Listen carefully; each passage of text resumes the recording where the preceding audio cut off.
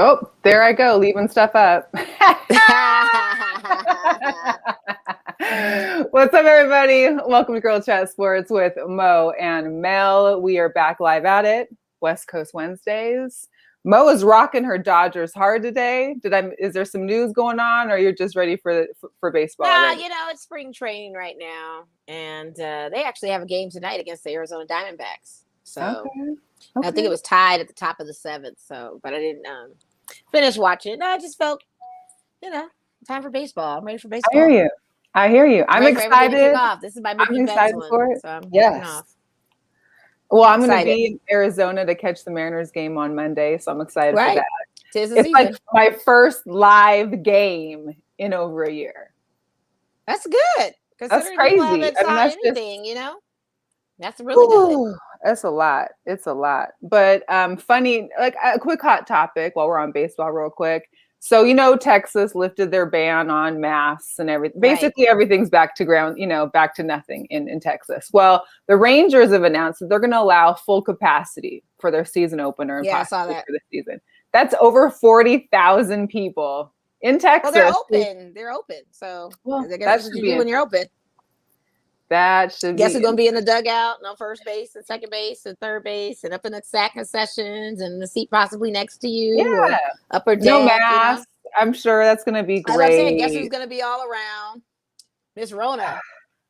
I cannot. Miss Rona's probably going to be around. Lord, please be careful to our Texas people out there. And if so, my Texas people are still staying masked up, so they're just keeping with whatever works for them. But since the ordinance has been lifted and there's no mandate, I guess that makes sense. Why wouldn't you have a full capacity? Just for the safety of the other teams. You would think that, but they're going off a state mandate, so it doesn't require them to. That's why it's going to be interesting how this season goes with a Texas element in there, or any other states that decide to open up and lift the mandates, So it's just so crazy. Bring on the reckoning. That's all I gotta say. Bring on the reckoning. 2021 has been the year of the reckoning. So I'm just sitting back watching it all. Nothing is jading me or surprising me. It's like, all right. Nothing surprises you. It's just moving along. That's what's happening. Okay, great. Okay. Thanks. I cannot. Just know where you don't need to go. Nate, thanks for tuning in. We appreciate. Yeah, exactly. That's what's not happening. Yeah. Me in Texas will not be happening anytime soon. That's for sure. I'm just curious to see what those numbers are like hey, if the numbers are low in a month, then hey, they were a great test subject. I guess we should all open up. But if something goes down, that's going to be a whole other. The numbers are already climbing again. They've already reported the numbers. Yeah. But hey, like I said, Texas, what are you going to do? They've been open. Florida been open. Georgia been open. Like, places have been open to me. So I can't. It is what it is.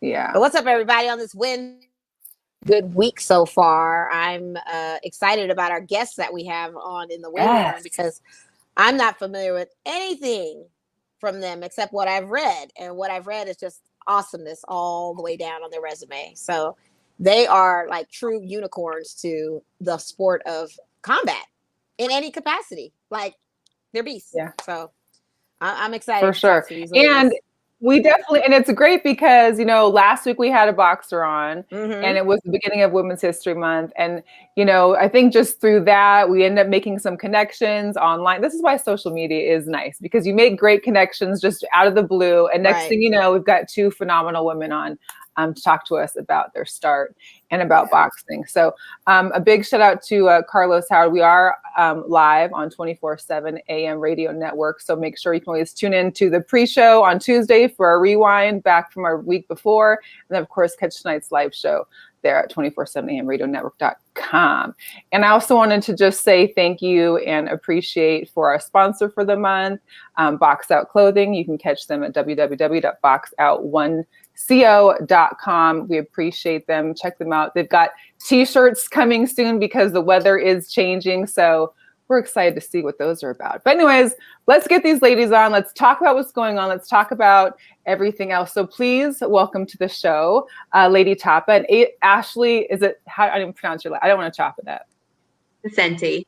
Sciscente. Okay. I was gonna say Sciscente too. I wanted to guess, but I didn't want to come off wrong. Awesome. Welcome, ladies. Yes, Welcome. thank you. Welcome. So we'll start by just saying that you guys are both in a pro boxing fight card on the March 26th out in South Carolina through, I think it's SouthPaw Promotions. So, and it's pretty cool because it's like one of the first fight. I mean, not the first fights that I don't know, but it's got a pay-per-view as well. So we're able to go online and try and check it out that way since we're not in town to watch it, which is awesome. But I first wanted to kind of just get to know your guys' story because we read your bios and I was like, wait, what? This is kind of crazy. So I don't know who wants to start it off. Feel free to give us kind of your start, I guess, in sports or how you got your start just in being physical and being active, and then, you know, what you're doing now. Go ahead, Ashley. All right. I'll start, I guess. Yeah, I mean, I've always been an athlete my whole life. Growing up, I was just always big into sports. You know, my siblings were into sports, but not so much. I kind of got the athleticism and they got the brains. So it worked out good for all of us. But yeah, growing up, I did gymnastics, played soccer, softball, you know, and cheered. So I was actually a cheerleader, you know, cheered through high school and college. And then I was actually a cheerleader for the New Jersey Nets, back when they were still in New Jersey, of course. Now they're Brooklyn Nets. But just getting into boxing, you know, after I kind of retired from the cheer world, I was looking for something to kind of fill that void. Cheerleading, I know it's a very underrated sport, but I was in the best shape of my life, you know, tumbling and doing all the acrobatics that you need to do. You have to be in good shape. So just kind of to fill that void, you know, just kind of Googled the trending workouts and it was cardio kickboxing. So tried that. The owner of the gym actually came up to me and he's like, you know, your punches actually look like real punches. Do you want to give our Muay Thai class a try? So kind of like a kickboxing class that, you know, you would actually fight. So I did that for a couple months and, you know, my kicks were always good because, you know, from soccer and just, you know, I have strong legs and that just kind of came natural to me. And he's like, you know, let's go ahead and give boxing class a try just to get your hands a little bit better. And I took that first class and that was it. I was just, you know, married to the sport and no turning back, kind of dropped Muay Thai and been fighting ever since. So how is that transition from cheerleading to boxing? Had you already been out like wanting to kick someone's butt, like, you know, some of the ladies? I know, I don't know. I mean, a group of women all together that long kind of scares me personally because I don't know if I could handle just all those hormones. But I mean, Yeah. what brings you from, you know, cheerleading and then next thing you know, you're kicking someone's butt? You know, being on cheer teams, I can honestly say I'm still best friends with some of my, you know, cheer buddies from back in the day and greatest group of girls. You know, we kind of all have that same mindset, I think, believe it or not, you know, just kind of that whole, wow, this is a lot of female energy right now. But yeah, you know, I kind of was out of it, I guess, for maybe a year or two before I was kind of like, all right, I need to do something, kind of fill that void. And it definitely, you know, in boxing, what I've learned is, you know, you want to approach it, you want to be mean, but you don't want to be mad. So kind of, you know, it was always good that cheerleading kind of helped me with that. You know, always being around that female energy, you're kind of always on edge. And it definitely helped me kind of have more of like a poker face and just stay calm even when under that pressure. So yeah, it definitely helped a little bit in that transition. I know it's a very interesting transition, but maybe I've just always had that underlying kind of anger. I mean, I can say that I've taken a kickboxing class. I used to do a boxing class at the gym or whatever. But that, I mean, for me, and I'm sure for most people out there, boxing definitely gets a little aggression out and definitely helps you. And maybe calming the rest of your day down, like me. After today, I could probably use the boxing. But Lady, what about you? I mean, I know you have a long history in just combat sports, period. So kind of give us like the rundown of how you got your start. Oh, well, I always played sports growing up, volleyball, basketball, and then went to college and got a full ride for volleyball and played. So after that, kind of like Ashley, after playing volleyball in college, I wanted to do something like active, but not really knowing what. And football came about. I actually played women's football professionally, full contact Wow. sport. And then that took me into wrestling because wrestling runs in my family.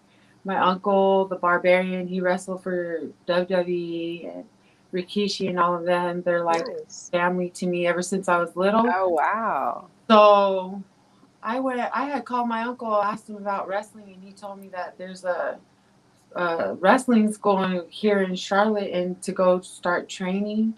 And then I just went over there and tried it. And from there, I just kept learning and learning and learning. And then I seen there was this seminar in Fayetteville.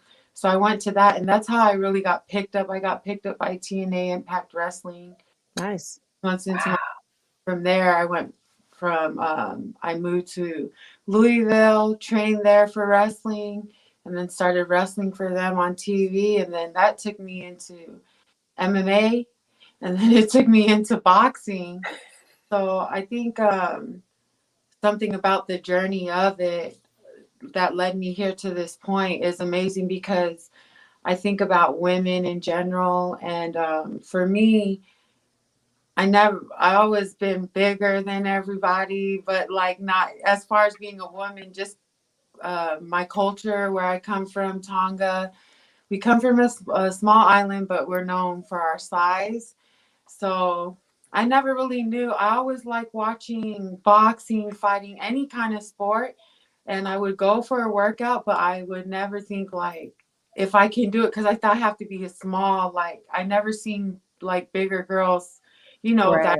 that fight boxing or MMA. I always see you have to be like 125 pounds. But eventually when I started learning about it and people were telling me, just try it, you'd be good.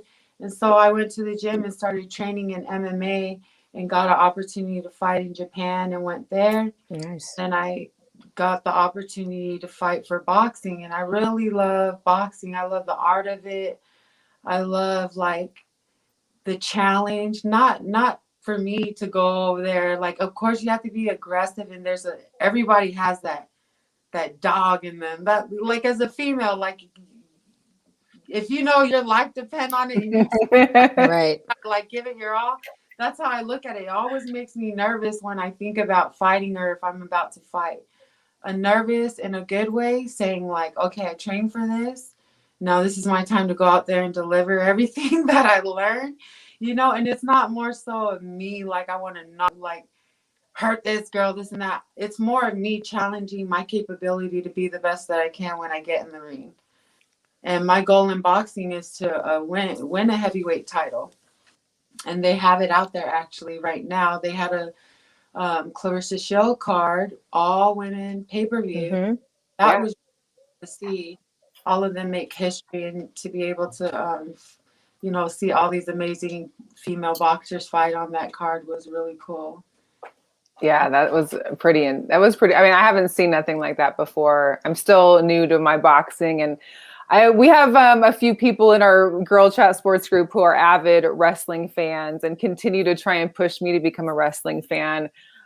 I was a wrestling fan when I was younger, when it was like the 80s and 90s, and then so I'm working on that. But I guess I wanted to ask, you ladies, especially since you had some history in WWE and just with wrestling, is kind of talk about what you do to get in shape for that. And because I always feel like, well, maybe it's not really a sport because you're just acting and you're just playing around and there's a script or something. So convince me or let me know like how much that entails for your body and to be an athlete in wrestling. Yeah, it's crazy because a lot of people, like for me, I say, well, come to the training and see, because even for me, when they were teaching me how to hit the mat safely, and I see them fall and hit the mat, it made me nervous to try it. So the first time I ever tried it, I was so scared. But when you hit the mat, you feel it, but you're doing it in a way to be safe but seriously, you can whiplash your head. They try to teach you these moves correctly. And when you hit the rope, I had to hit the rope so I can break my skin in, because I'm like, like any kind of rope hit, and it's made like a rubber. I would get bruised, but then eventually it went away, because I would hit it so many times. But you feel it, like your body does take a toll. And I was like, oh my gosh, I'd be hurting. And but that's why they like to lift a lot, because in a ring, and that cardio and your strength is really important when you're wrestling, so you don't hurt yourself or hurt your, the person you're going with. And yes, it might be scripted and stuff, but the moves that you do, you feel. You get, you train to do things safely, whether it be a punch or a kick, a certain move. But sometimes you get hit and you feel it, but you didn't mean to do it like that. But at the same time, like one time I was wrestling on TV, and I threw ODB to the corner, and hit the buckle. And then when I was coming to charge out her, she moved, and then she was supposed to run at me, and I kicked my foot up to boot her, and she didn't turn her head safely, so my boot. Oh, wow! On my TV, and so at that part, I kind of got nervous, because I knew I didn't mean to do that, to her, and I wanted to make sure she's okay. So the ref kind of did his thing. And she was okay, but she gave it to me. I kid you not. Go like this to your chest. They hit your chest like this. I don't know if you've seen it where they hit your chest like this. She hit me like 5 different times and sliced my chest. And I said, that's what I get for like accidentally hitting you in your nose. No, you feel it. You get taught to do the moves safely so you don't get hurt. But for real, you feel it. You feel when you bump. You feel when you hit the rope. When you're picking someone up to body slam them, you feel it. So you're hoping they can at least be a little bit light, so your body doesn't feel like it's like struggling to get you up and stuff. Wow. Some kind of art of sport in it. But as far as storyline, those are scripted. Like, oh, you be this, you win, blah, blah, this and that. That part's scripted, but the physical part, you're going to feel. You feel it. I'm serious. It ain't like the boxing, but you'll feel it. Yeah. Oh yeah. I mean, I might not have, thought of it much of the sport, but I know that I definitely don't want to get in a ring with nobody either. Like, I'm good. Roger Bailey chiming in. He said both of us were like, no, thank you. And I don't think myself or Mo would probably want to kick to the face either. No. That's not up for discussion at all. Boxing and MMA, it's really it's real physical, just like wrestling. And I even done jiu-jitsu and went and competed for worlds for that and won. So I always want to challenge myself. It's more of me being interested in trying to see what I'm capable of doing if I keep pushing myself. Mm-hmm. And just because in life in general, I never believe in limiting yourself. If there's something you want to do, try it. Yeah. Some people, I believe that for all women, you want to do that, go for it. If you think it, you can do it. If there's something you're talking about it, something interests you, try it. You never know where it'll take you. So that's my mind mentality. I feel like anyone could do anything if they put their mind to it. Yeah, that is true. That is great. That is wonderful. So tell us, Ashley, if you want to go next, let us know kind of what's coming up with this fight you got coming up. I know you just went pro earlier in 2020, had your first fight. Was it, I think it was a knockout, I think, or something too, or I don't remember this detail, sorry. But talk to us about this fight, and also let us know kind of how that works with becoming pro during a pandemic and how you even find fights that are available now. I mean, I guess now it's kind of settling down, but how does the whole pandemic year affect you and training and fighting? Well, so 2020 was the year that, me and my coach decided we're going to go pro. We were actually supposed to have my first fight back in March of 2020, so about a year ago, and pandemic happened. Everything shut down. Fight got rescheduled. Gym shut down, so it was a very stressful time for me. 2020 was a very I found myself trying to, get workouts in somehow, still going for my runs, doing what I had to do, but without the gym, you can't really work on certain boxing things. And I kind of tried to keep sane by shadow boxing with trees. It was How does difficult. that work? How do you even do that? Well, there's a tree that this track I go to, and it's kind of like it's got a lot of branches and the leaves are hanging, and I would just, kind of move around trying to hit the leaves. It was a rough time for me. Hey, you got to do what you got to do. Exactly. And that's kind of, like being a fighter, you have to be able to adapt and adjust. If you're in the ring and, plan A doesn't work, you have to have a plan B, plan C, plan Q, plan R. So you just got to keep moving, trying new things. But yeah, so then eventually we had, my first fight back September 2020. So just the training in that, finally, once we were kind of allowed to get back in the gym and train, I don't want to say that we were not prepared, because that's the one thing that I will say is that we always make sure we're prepared. But just kind of coming out of quarantine was difficult. Being in shape and being in boxing shape are two completely different things. You can have someone be able to run 12 miles and, 5-minute miles, be able to work out, do, weightlifting and strength training, but you get in that ring, man, it's a different story. 3 minutes is a long time. Oh yeah. So Yes, just kind of getting back into that boxing shape was a little bit of a struggle. But we did it. We prepared well. So my first fight, I won. We had a second round stoppage. So my opponent, she kind of gave up. So technically a TKO. Okay. So that's how that went. And what do you feel about your competition coming up in the next fight? Have you I'm had excited. I'm really excited. I'm excited. Our, preparation training has been going really well right now.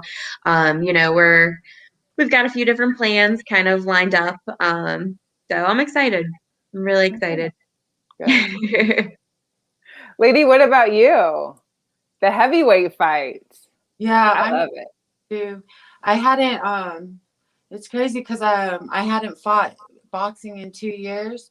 After my last boxing fight, I had knee surgery. So when I had knee surgery, I was healing from that and get back in shape. And then opportunity came for wrestling. So I went that way and did some other stuff. Then an opportunity came for boxing, and it was actually on that Shields card. But I knew for me that with the COVID and everything, I needed to get my mindset back in the groove of that before I step up there like that, especially not being active in boxing for 2 years. But so far in boxing, I haven't lost. I had 1 draw and then 2 knockouts. So I feel really good. This camp with my coach James and with my other coach Ricky and my team at Dime Boxing, because they all really helped me. My biggest thing was my cardio, because I gas out really quick, especially with the COVID and stuff. Like Ashley said, when everything was shut down, I really was just like doing a bunch of workout at home. And sometimes my friends would come here or go run around the block and stuff like that. But I feel really good, and I'm ready for March 26th, because it's like I'm just ready to get back in that ring, and I have a goal in mind with my team, and that's to go for that heavyweight title. So that's the plan. I'm just enjoying every moment, soaking everything in, learning so much from everybody. But we train to do this, so we ready.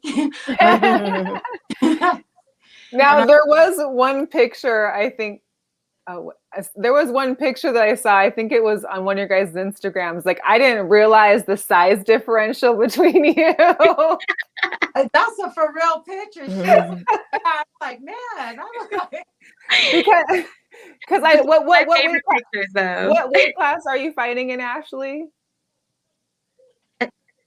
I'm Oh, sorry. what weight class are you fighting in? For this fight, it'll be super flyweight, Okay. 115. So like, and how tall are you? 5'3" on my good days, but we'll go 5'2". And lady, how tall are you? I'm like, right now I'm at 195. And my height, I'm 5'11". Yeah. Wow. Yeah. Tall.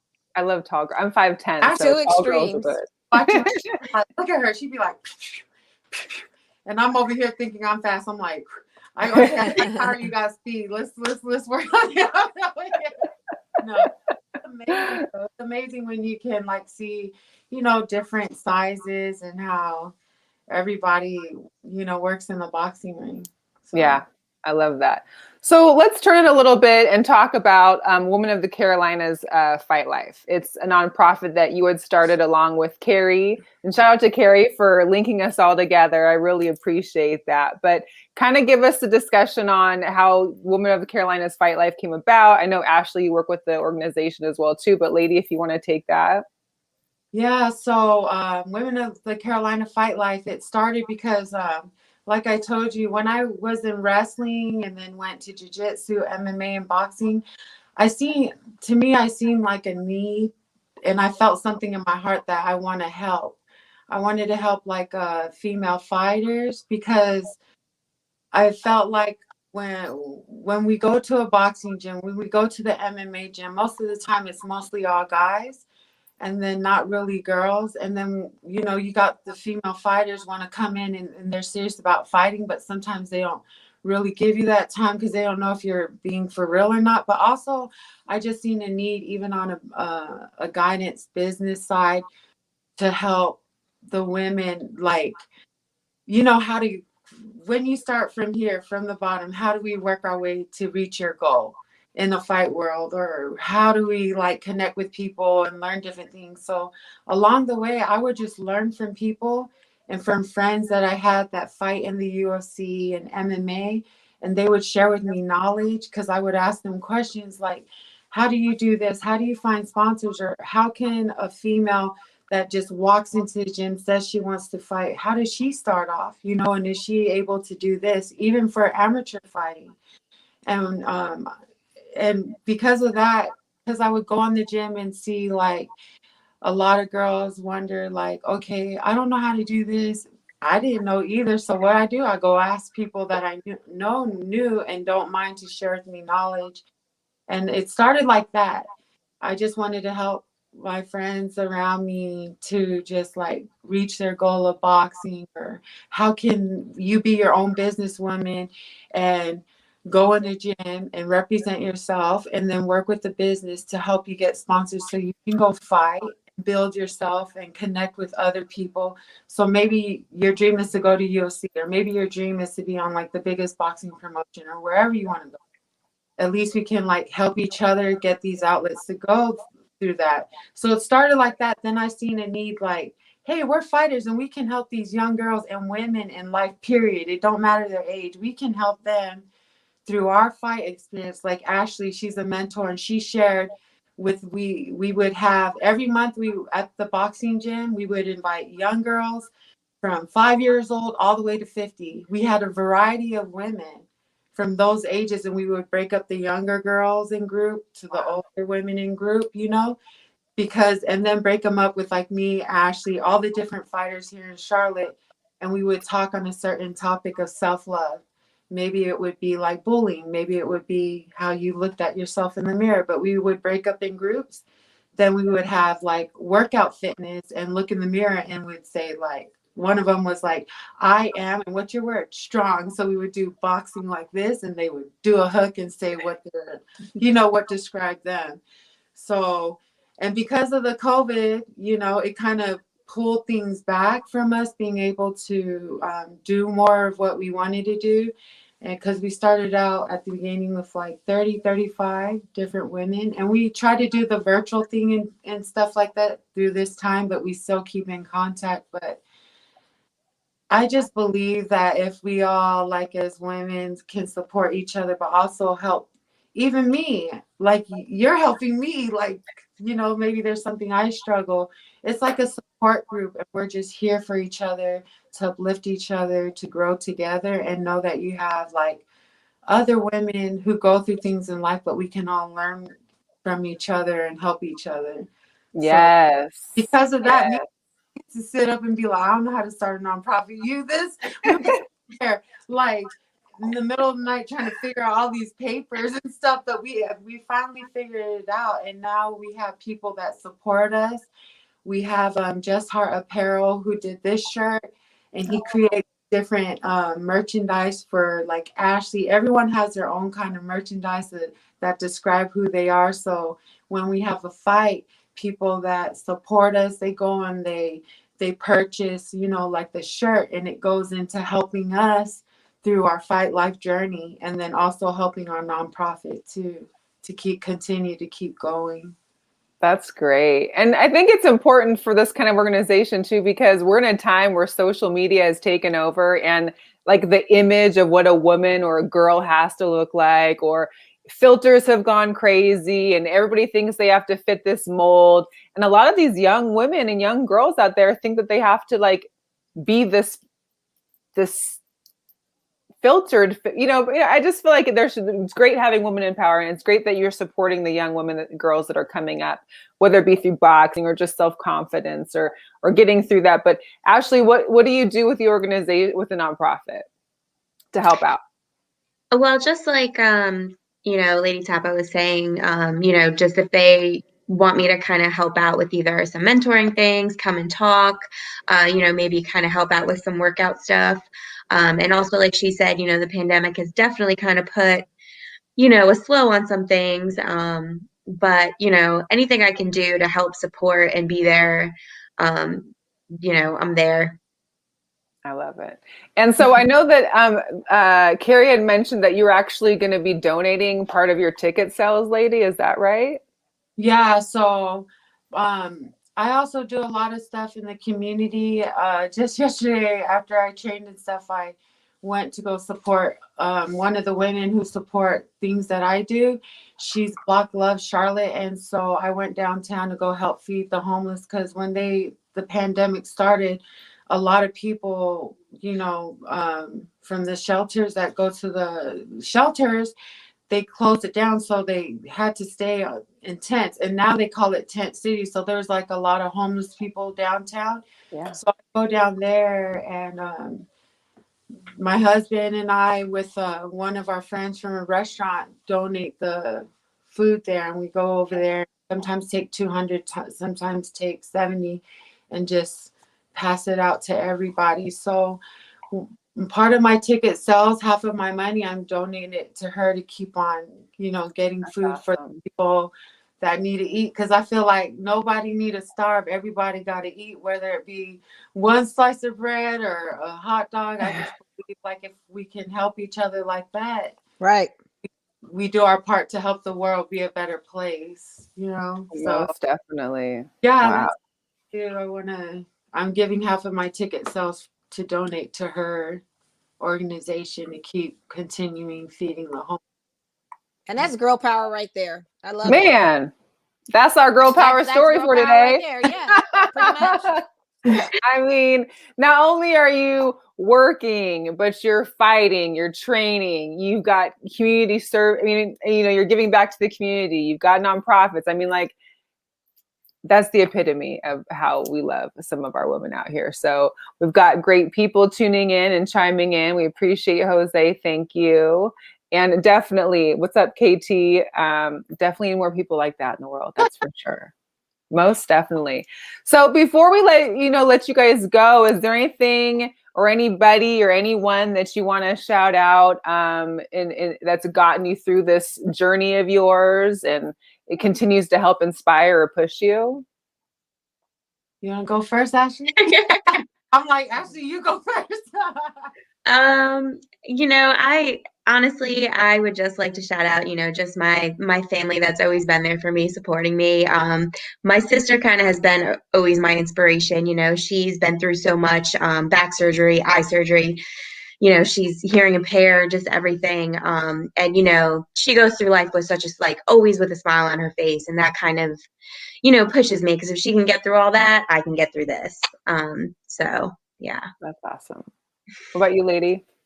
Me, I just there's a lot of people who inspire me, just like you guys. You know, everybody inspires me daily. People I come in contact with, but I want to thank Carrie first of all, because she really go hard for me. Like she always like goes the extra mile and making sure things are like together, because she knows how my life can be so busy, but she's like my yin to my yang. My storm. No, but I appreciate her, and I want to just like thank all the women out there. This is our month, you know, for all the women past, present, and future doing their thing and living their best life and changing the world in their own self thing. I want every woman out there to know, like, God built you the way you're built, and to always love yourself the way you are. You ain't got to be like nobody else but yourself. And that's what makes you different and unique, and what you bring to other women around you. So thank you to all you strong women out there. And I also want to shout out my coaches, Coach James and Ricky. Coach James from Dime Boxing. And Ricky, he used to fight USC, and now he's coaching. So he's been with me from day one. He's with Sniper Striking Syndicate. And I want to thank SouthPaw Promotions just for giving me the opportunity and believing in me and Ashley to fight on their card. So I appreciate that. And some of my sponsors I have for this fight, Gava Kings, they're from my country. So I'm happy that they, you know, reach out to sponsor me. And also for Lorraine and Office Private Home Care Services. And just everybody out there, I really appreciate you two, Mel and Mo, for your time and for having us on.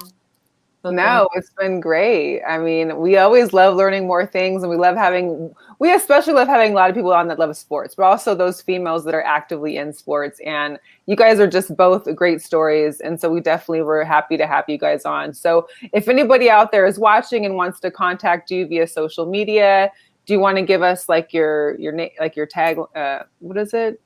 Not tagline. Your handles. What are you guys' handles for the show? Give us your handles for your social media. And again, thank you, ladies, as well from me. Thank you for coming on. Ashley, go first. I guess I'm just going first here. Yeah, you can follow me at Dime Diva 27. Dime like our gym, and just my Facebook, Ashley Sciscente. Cool.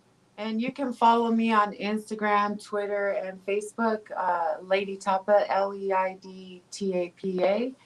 And also, if you would like to donate to Women of the Carolina Fight Life, you can go on our Instagram, and the links of our website is over there. And it's WOTCFL_CLT.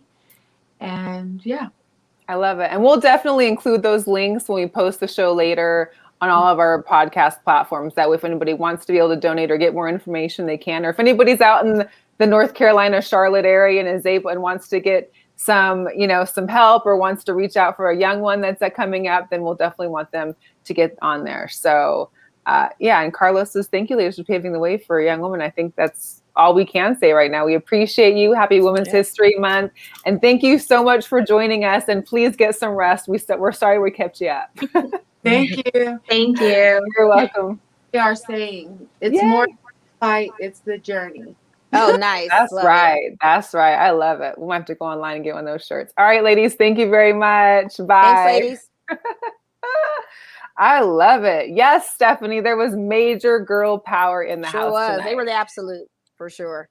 Listen, man. The absolute.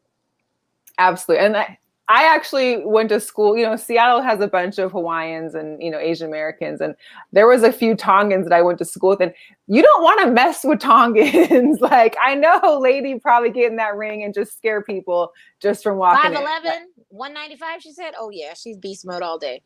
And you guys have to check out the Instagram of her too, because she's got some pictures. I'm like, okay, I need arms. I need arms like this. But I'm also not throwing people or punching people all day either. So, right. Oh man, it's been a long day for me. I know it's been a nice little off day for Mo, but we can get into a few hot topics. Mo, not sports related, but did you catch the Meghan and Harry Oprah interview, and any thoughts if you did? Yeah, I saw it. Nothing new, right? I mean, I'm not surprised. There's so many layers to that thing. And what's funny is I had seen Gayle King talk to Oprah the next morning, and there was a bunch of stuff that they even edited out. I mean, I wanted to hear this news a year ago when they moved out. When they moved, we were all chomping at the bit, waiting for them to say it. What happened? Didn't want to say it. Let's respect our privacy. We're going to live in private, no paparazzi. And then here they come wanting to share. Right. And that's fine. But I mean, if you didn't watch archived Diana interviews, if you didn't follow her type of journey with that family and knew what it was, you already know what time it is with them. So none of this is a shock, okay? I fell asleep halfway towards the end of it anyway. Oh. Yeah, girl, I was kind of whatever. It wasn't. I recorded it, so I watched it. Don't even care. Like that's how much they don't. Well, because they don't care about them. Period. Like they don't. But the thing of it is like all that she was saying. Like I saw the same similarities of a connection of what they did to Princess Diana too. Same with the media. Same with the papers here. I mean, in the 80s, as a kid, you could not walk past an Inquirer or any of those tabloid magazines without Princess Diana's face on it. Mm-mm. They were always running some stories about her. Yeah, but they also were. Yeah, but they aren't controlled by the royals like the tabloids out there are. The tabloids out there, which are considered they're totally controlled. But what I'm saying is, even in America, she got dragged. And it could have been because of what the royals were saying in the media. Same with Meghan. Like you're gonna get because it's all one thing, Yeah. But Carlos commented and said he didn't watch it. I DVR'd it. I wanted to watch it. I wanted to see. I think the only thing that struck me as being like, I was surprised or shocked was that he doesn't have security anymore. Even for being a prince, he no longer has security. Well, he lost all of that when he left. Yeah. Which is crazy. I knew that going in. Well, when they said that he was leaving the family, I knew that probably entailed it. That's why I said they were able to live a private life. Maybe that was safe for them. And now, but they pulled back the security when they had where people knew where they lived in Canada, so they were able to be accessed and then have no security. So I get why they moved to the States. And I didn't know they were at Tyler Perry's house either. So that's pretty cool. Oh yeah, whatever. Yeah, whatever. I'm not surprised. Like what? They did this? What? Oh my God! What? No, it wasn't so much like that. I was like, oh dang. My God, I can't believe they would say those things. How would no, I knew they would say those things. Like plus the pearls. I can't believe you were treated. Really? Oh my God. The one that takes the biggest L in this whole thing is Harry. Because he lost everything. He lost his whole family. He lost everything that goes with it. His dad doesn't even talk to him. He's mentioned his brother and dad were trapped and all this kind of stuff. He is the true estranged person in this whole thing. And I just, you wish him the best. I mean, I hope things can get better for them. I mean, it's awful. You don't wish that on anybody, but really, for her to sit up and say, well, I didn't know they were like that. You were hanging out with them socially before all of this. So how did you not Well, and how do you not do your homework? How do you not, I mean, even if you don't know, how do you not go, I think there's some underlying things on why she didn't know, but I'm not even going to say it. There's a lot of layers to this whole thing. It's crazy. There's a lot of layers to it. I was more into the Mia and Woody documentary. I'm on that right now. So that was enough for me of what I need to take in because we know what that's going on. Like I said, 2021 is the year of a reckoning. People's truths are going to come to light. And these Netflix docs and everybody else want to come out with these shows is like, okay, give us some more. Hey, I'm for it. In 2021, what else are we doing? Listen, last night I was watching the Mormon murderers. I had no idea about these things that went down in the 80s and in the mid 80s in regards to fake Mormon documents that are 125. It's too much. There's a lot going on. I'm telling you, and what their philosophy is probably no different than any other cultures that have a royal influence or want bloodlines protected. This is a family that darn near will do anything to protect a bloodline. And what other cultures that don't do that. What other coaches aren't saying that? You know Yes, what I mean? Les. Charles been Yeah. a buster for a long time. Yeah, I mean, Charles is in a position where he can't. He was with Camilla before he met Diana. And stayed with Camilla with Diana. Well, they rearranged this marriage between he and Diana. She was with the Hewitt guy, I think, or she was with somebody, but they weren't together. This is why arranged marriages don't work when you have other lovers that you want to be with. This is why this stuff does not work. You know, but this is all for, you know. It's all for the show. It's the royals, you know. Whatever. I got up early for that wedding. You know, I was picking out. Yeah, I think everybody did. I mean, I was a kid. Yeah. Not even only Diana's. I'm talking about Megan's. I got dressed for that thing. I was there.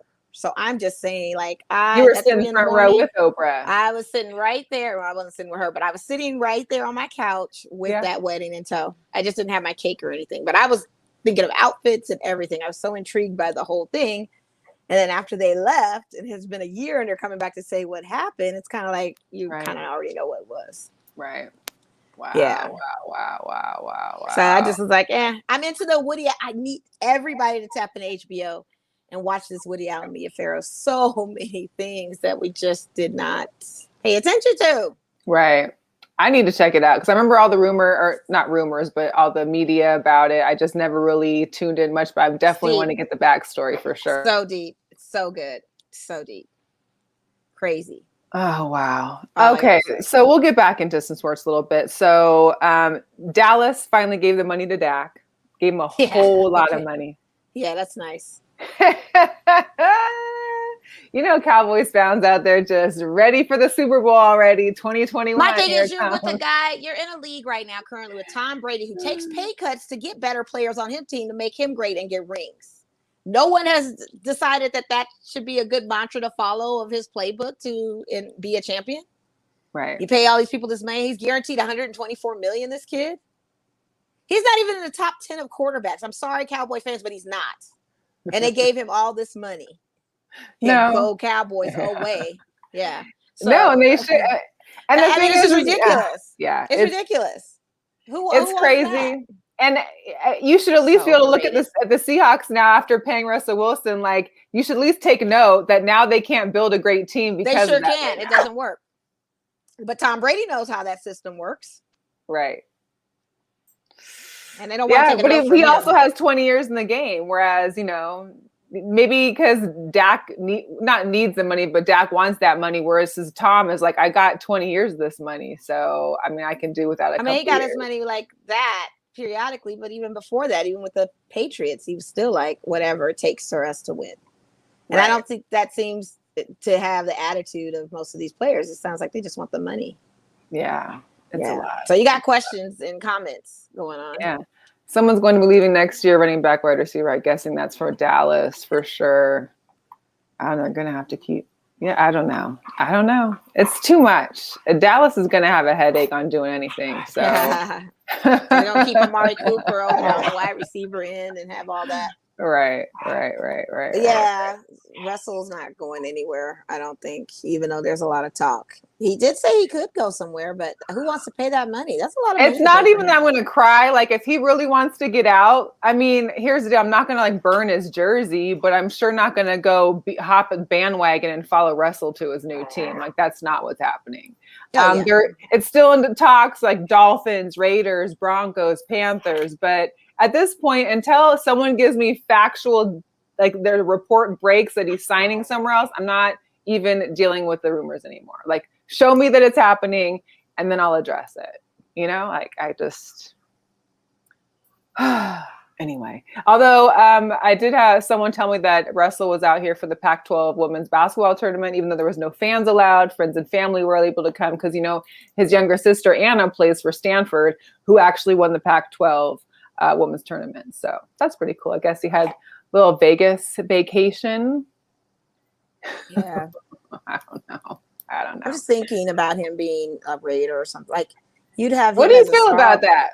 There's no. What would you guys have to give up for that? We give up our whole old line. We'd have to give up Josh Jacobs and Darren Waller and all of our key pieces. Are you kidding me? No, we can't do that. So there's no way that the Raiders can even consider it. We can't afford him because we pretty much would have to give up everybody for him. And then who do we You know what I mean? Like we don't even have enough cap space to afford to get him. Like that's just ridiculous. I mean, I think the team because they had the new cap was laid out as far as like 182 million. It's down 8% from last year. But like the top teams, of course, that have cap space are like the Jets. I think Dallas even had over 200 in cap space. Panthers. Yeah, that was unreal. That'd be nice because it'd be an ultimate draw because everybody would want to see Russell with the Raiders, and they'd want to come to the city to watch any game to see how he fares with the Raiders. I wouldn't mind him being here. Like, I'm no, down I to wouldn't root for either. him. But we have to give up so much to get him. It's not realistic, so I'm not doing that. Well, I figure like whatever happens with that trade is going to include multiple teams. Like, I don't think just one team is going to trade for Russell. There's going to have to be a bunch of workings just for like not only for Wilson but also for Deshaun Watson. Like, they're going to need trades. They're going to need draft picks, and it's not. Just I feel like the Deshaun Watson one is going to be the one that's going to be major. Yeah, because that's the one that you have to really bet on the farm because he's the future.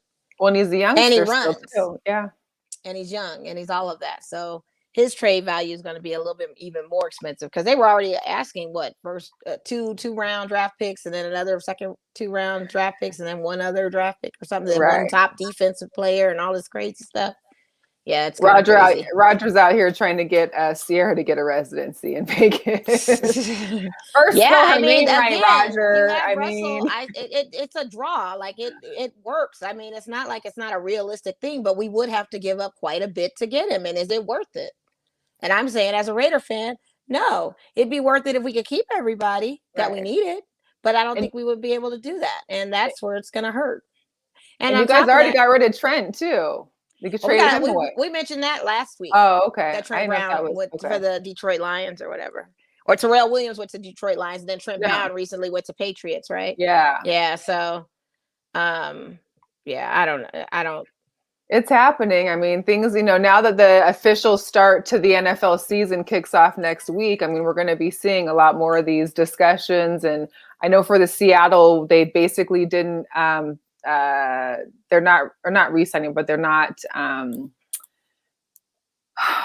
tagging they're not Shaquille Griffin and Chris Carson as well. So that should be interesting. Yeah, I see more moves coming your way than mine for sure. Mm-hmm. And we also got rid of Carlos Dunlap, which he was great for the 1 year, but it's kind of like, he had $5 million in roster that bonus he was supposed to get later this month. So they were trying to scrape every penny they can at this point. I don't know. It's a lot. It's a lot. Yeah, I don't know. I see the draw with Russell here too, but like I said, I don't want to lose anybody over it.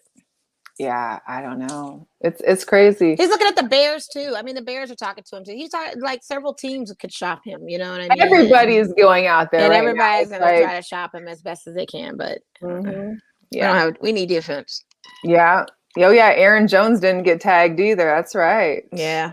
Yeah, it's crazy. On to basketball. What are your thoughts on the Blake Griffin move to the Nets? Is this going to help them compete with you guys? Did they get Andre Drummond too? No, I don't think so. Oh, that was not unless it happened today. I know the Lakers are trying to get Andre Drummond, or they're going after another type of big as well. But no, it's Blake Griffin. We're seeing the other side of Blake, just like we're seeing the other side of DJ. It's just another big to have out there on the floor. Yes, that helps defensively, but that don't do nothing for me. And KD back in 2010 gonna say all these people building these super teams. No one wants to just go out and just do it on their merit. Well, you're now being a hypocrite to what you tweeted back in 2010, saying the same thing. You're doing the exact same thing now by getting Blake Griffin, which to me matters not. Y'all got DJ over there. We're gonna talk about compensation in the super team. Yeah, because he's trying to build a super team. And that's fine, but they can't come against LA. We got Anthony Davis, you guys. Stop it. This is the same type of talk y'all wanted to talk last season with a bubble. What's up with Anthony Davis and LeBron James? That's what's up with the Lakers. And Dennis Schroeder. And a healthy Caruso. And a Montrezl that comes off the bench real well for us. We just need a big. We need one more big. And if we had Dwight again, and if we had JaVale McGee again, we probably it'd be uncontested. But the West is pretty dominant right now, and they're showing a lot of skills with Utah giving us a Man, run. Phoenix can give Utah, us a Phoenix, run. yeah. Yeah. So, West is going to be hard for you to get it. I mean, it's going to be a race to get out of it at some point. But too, here's the thing: we're seeing the other side. So you got a 3-point shooting type of teams that just go for perimeter shots all the time, like a Golden State and stuff, because you got Steph. But how's that going to make it against a team with bigs in the postseason? I don't think it's going to fare well. And who's all going to be healthy? Right. And that's another factor. Everybody's like dropping like flies, getting these COVID protocol links and stuff, and can't play games and sitting out and stuff. It's crazy. But I'm not shook about the Blake Griffin thing. It's kind of whatever. I looked at that and just started laughing. Because you know what they're trying to do. Yeah, they want you guys to start going at it now. You know? No. Everybody can be on the squad too when we play them. Yeah. Got Anthony Davis show. Fine. Lakers are fine. KT says that maybe the Lakers can get LaMarcus Aldridge. That'd be a nice shop. I wouldn't be mad at that either. Because now he's leaving the Spurs. Yeah, you never know. We'll see. We will see. But I'm not worried about my Lakers. So this is definitely going to be a harder season for them to win a championship. No one can win a back-to-back anymore these days with these super teams out there. Yeah. It's going to be a tough road for them, but I don't see it not being impossible. I'll say that. No, I think it's good. Also, I think the All-Star game, some watched it, some didn't. I enjoyed it. I thought it was enjoyed it a lot. I loved it. I was great being able to see Steph and LeBron and Dame all on the same team, and that was. I'm all for it with the cause being towards HBCU schools getting recognized and the looks of that, the commercials and the bands that performed during it. Like the inclusion and all of that. I was down for it regardless if the All-Star was great or not. I love the message that was behind it, and I love that what the mission was for this season, and it was a good mission and it was successful to a certain degree, I believe. But I enjoyed I didn't care for the skills contest. That was kind of whatever. Yeah, but I did enjoy seeing Steph out there on the 3-point because I forgot he was a participant. And I was going to go for Mike Conley because when we were doing like the lineup, and I was like, okay, I'm just going to go for Mike. And then I saw Steph out there and I'm like, game over. Yeah. But this gives them competition. And that's what made this 3-point shooting contest so interesting because you had good guys. And it went down to the wire, like literally down to the last shot. Right. Right. Mike Conley, I mean, he was very close. Very close. He warmed up very well. Yes. And, to be up there to compete against the Steph Curry, you can now see just all time. Oh, yeah. LeBron and Steph on the same team. I watched it looking at that game, KT, reminiscing, or not reminiscing, but hoping a wish of what our squad would look like. Because he was wearing like a gold jersey. Not like a Golden State gold, but kind of like a Lakers gold a little bit. So it did look nice on him. Yeah. And Carlos said it was better than dunk. I think the dunk contest we just didn't know. Better than that. Yeah. It was all right. Stars for the dunk contest. We need stars. It was all right. I really wish Zach LaVine would have been in it. I think it would have been cool to have him play in it. But we need stars. It wasn't great, but it was still better than the skills competition. The skills competition was just like it made no sense. That was just kind of pointless. But it was money going to a good cause. That's fine. Whatever you can do to get the money. Yeah. But the dunk contest, we didn't know any of those players. We knew the kid from Portland who looks like he's 12. He's a baby face assassin. Anthony, yeah, I've seen him on the court and he does have hops. So I was like, okay, he's possibly going to win because I've seen him in those games in Portland's team when he comes in off the bench and he's the truth. He really is. I was like, for him to be a little guy, he's got hops. Yeah. So that was good. I like the homage he did to Tracy McGrady and stuff. Like he did good. Presentations, everything. Cool. Yeah. Tried to kiss the rim. I thought that was. I mean, they had to do what they could with the short amount of time. Everything being piled into one day, let alone into like 4 hours, which is, that's it. So yeah, it was good for me. It was good. I enjoyed it. That was the highlight of my weekend was seeing that All-Star thing. I thought that was great. Mm-hmm. It was really good. So yeah. Well, that's good. I think the only thing I wanted to address was just the Maya Moore, her not taking the year off again. I mean, this will be her third straight year off. Kind of not sure as to what that means for the future for her, but she had mentioned just wanting to spending time with her new husband, of course, who they were able to get him released in July, which is great. But I don't know what that means for her ever coming back. I mean, 3 years out, do you come back? Well, I mean, maybe she had to decompress from the advocacy thing because that was a lot of work she was putting in. She was putting in a lot, moving a lot of mountains, carrying a lot of bricks. Yeah. And sometimes you need a whole year just to recuperate from the previous year, what you're going through. Not to mention you're on top of a pandemic. You got a whole national crisis of hate crimes and things that are happening, inequalities going on. So that's a lot to take on for the whole year. And you're trying to get your fiance out of prison too and fight his misjustice. So, Right. you know, you need a vacation pretty much. So I understand. I totally understand. And what that means of her coming back, I'm sure she's always welcome back because of the work that she has put in. And she's valued with that organization. So I'm not too worried if she doesn't come back like next season. Well, next season I would like to see her, but this made sense. I mean, that was a lot of work she had to do. How do you have the energy to come back and play when you had all that going on? That's hard. That's a lot. It is I don't a know. lot. Yeah. So I hope she can come back. I mean, I love to see her, but you know, also the Lynx are who got Kayla. So they got McBride to take that spot for now. Yeah. So And she'll be encouraging. Good. Yeah, most definitely. And she'll be good. So for it sure. works. Yeah. Only other thing is it's March Madness. Brackets Sunday selection is on Sunday. So get your brackets ready. Yeah. Time to, I don't have the same feeling. I haven't felt the feeling yet. I don't know if it'll happen next week when games start on the first four on Thursday or what's going to happen. But yeah, I gotta see. I gotta see if we're gonna do something at work with this. If we're doing another office pool with these brackets, we might as well get into it. So I forgot it was coming up. And I know we talk about March Madness all the time at work, and I'm never like still in this surreal thing like, oh, it's not up yet. I don't know why I was still thinking it's February or something, but it's so early March, and now we're getting into March Madness. These days go by fast, Mel. You never know. You never know. You never know. We're talking about it, so I feel like I need to be commissioner on this and have everybody do their brackets. It's crazy. And it's crazy. It's crazy. And Yeah, shout out it to is. Danetta, Miss Bondi. Yeah. Yeah. So, and shout out to Alicia Gibbs for including us in this feature for her eVibe newsletter that comes out. It was a great little article just about women and, you know, women that are doing things in Las Vegas and, you know, starting things off in Vegas. So that was pretty cool. And I know I posted it on Facebook, so anyone wants to check that out, they can. But other than that, I mean, man, I'm glad we're on hump day. We're over the hump. Let's get to the weekend. So ready for it. So ready for it. So ready for it. But anyways, you guys, thank you again. Thanks to everybody that tuned in. Thanks for everybody. Thanks to the ladies, Lady and Ashley. Shout out to Box Out Clothing again, of course, for a sponsorship. You can find them www.boxout1co.com. And hey, we'll be back here again next Wednesday. Yes, we will. Continue it going. All right. Catch you guys later. Yes. Bye.